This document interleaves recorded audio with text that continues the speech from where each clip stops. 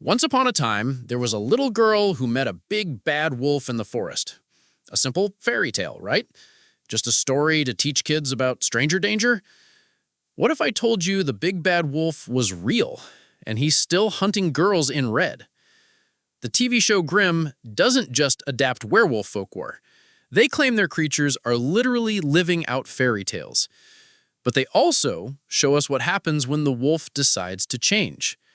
Welcome back to Lore on Screen, where we dive deep into how mythology meets media. Today we're exploring how Grimm makes fairy tales real and whether their werewolf folklore holds up. Hit that subscribe button because this gets fascinating. The pilot episode of Grimm opens with something brilliant. A werewolf creature literally recreating Little Red Riding Hood. He's targeting young women, specifically those wearing red, and luring them into the woods. Detective Nick Burkhart discovers he's a Grimm, someone who can see these creatures' true forms. And according to the show, his ancestors have been hunting them and documenting their encounters for generations. But here's where it gets interesting. We also meet Monroe, another Blutbad, the same species as our villain. Except Monroe is reformed. He's given up violence, become vegetarian, and practices Pilates to control his predatory instincts. So Grimm gives us both sides of the werewolf coin. One creature living out the darkest version of the fairy tale, and another who's chosen to transcend his nature entirely. According to Grimm's mythology, creatures like these inspired the big bad wolf stories. Humans caught glimpses of their hunts, created sanitized fairy tales to warn their children, and the real truth was forgotten. But what if some wolves never stopped hunting? But how does this compare to actual werewolf folklore? Because werewolves, or lycanthropes, have a much richer and more complex history than any fairy tale suggests. Werewolf legends span across European cultures. In Germanic traditions, which Grimm draws heavily from, they were called werewolf or werewolf, literally meaning man-wolf. Unlike Monroe's controlled transformations, traditional werewolves were cursed beings. Some were born under a full moon, others were bitten, and some made pacts with dark forces. But the key element? They couldn't control it. This wasn't just folklore. People genuinely believed in werewolves. Between the 15th and 18th centuries, hundreds of people were tried and executed for lycanthropy across Europe. The fear was real. The terror was documented. And here's what's fascinating. Some historical accounts do mention werewolves with specific hunting patterns, targeting isolated travelers, young women, people who wandered into the forest alone. Sound familiar? But traditional werewolves represented more than just predators. In many traditions, lycanthropy was divine punishment, a test of character, or sometimes even a gift from nature spirits. The relationship between human and wolf was complex, spiritual, and deeply rooted in pre-Christian beliefs.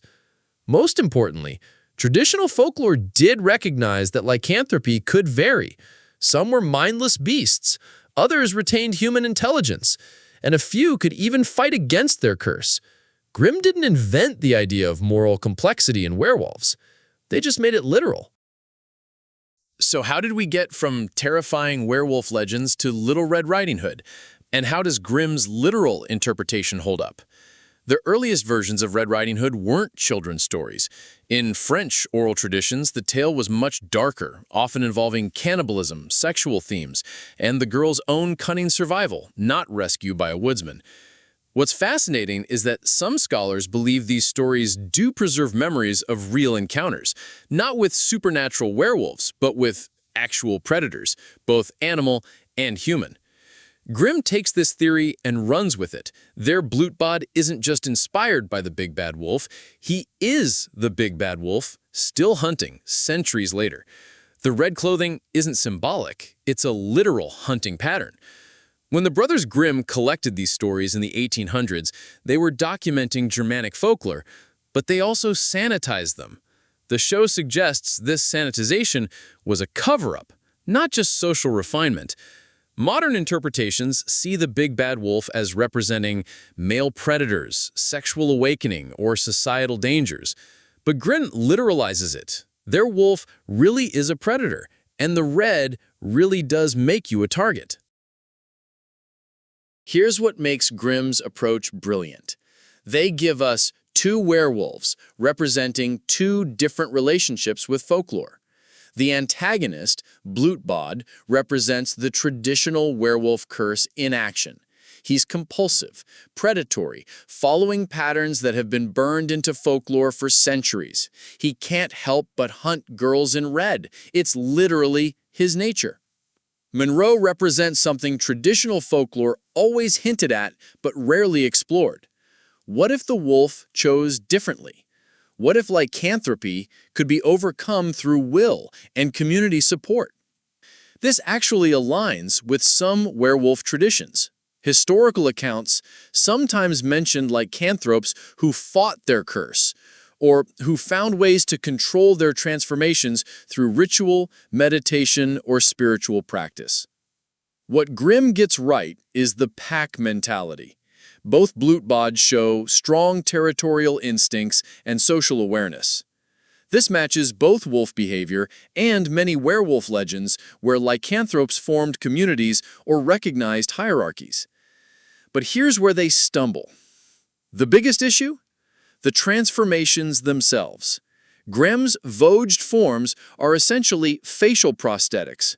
Traditional werewolves were described as complete shapeshifters, becoming actual wolves or terrifying hybrid creatures.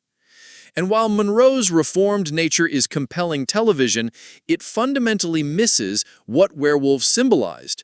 They weren't just humans with anger management issues. They were representations of chaos itself, forces that couldn't be reasoned with or reformed. What they do nail is the Germanic cultural foundation, the visa names, the folklore connections, the old world traditions. This feels authentic and researched. But Grimm treats lycanthropy as purely biological, when traditional folklore saw it as spiritual or supernatural. Monroe manages his condition like a medical issue rather than wrestling with cosmic forces. But let's step back and look at what Grimm is really doing here. They're not just adapting folklore, they're reframing fairy tales as unsolved mysteries. The show's premise is that fairy tales were actually ancient true crime stories. The brothers Grimm weren't just collecting folklore. They were documenting real encounters that got sanitized over time to protect people from the truth. Most adaptations take ancient stories and modernize them. Grimm claims the modern world is the lie, and their supernatural creatures are the hidden truth. It's reverse mythology, explaining folklore through ongoing reality rather than historical legend. In some ways, this works brilliantly. Every fairy tale becomes a case file. Every creature becomes a species that's been hiding in plain sight. It's compelling world building that makes viewers see familiar stories in a completely new way. But there's a problem with this approach. By making Germanic folklore the real source behind all fairy tales, Grimm inadvertently suggests that European mythology is the fundamental truth behind world folklore. What the show does succeed at is creating a framework where folklore serves as a field guide to hidden reality. The idea that our ancestors were documenting real encounters, that traditional stories contain practical survival information, it's brilliant, even if it's not historically accurate. So, what can we learn from Grimm's approach? First, that the same folklore can support completely different interpretations. The antagonist, Blutbad, represents how we traditionally see werewolves: cursed, compulsive, dangerous. Monroe represents how modern storytelling wants to see them: redeemable, complex, capable of growth. Grimm shows us that adaptation isn't just about being faithful to sources, it's about what stories mean to us now versus what they meant then. Maybe we need our monsters to be reformable because we need to believe people can change. The traditional werewolf folklore was about humanity losing control, about the thin line between civilization and chaos. Grimm's Blutbads represent both sides, one embracing the chaos, one finding control. It's the same myth, explored from different angles. And maybe that's the show's real insight. Instead of asking whether werewolves are real, it asks what kind of werewolf you choose to be.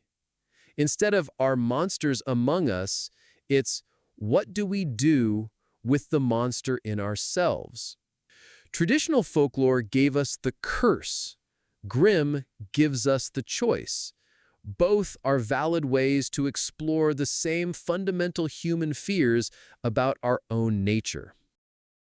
Grimm's take on werewolf folklore shows us that the best adaptations don't just retell old stories. They use them to explore new questions. So what do you think? Does Grimm's literal approach to fairy tales work, or do you prefer more traditional adaptations? Let me know in the comments, and tell me which mythological creature we should tackle next. Maybe we'll compare how different shows handle the same folklore, or dive deep into dragons across cultures. Links to learn more about werewolf folklore and Brothers Grimm research are in the description. Until next time, keep questioning the stories we tell, especially the ones we think we already know.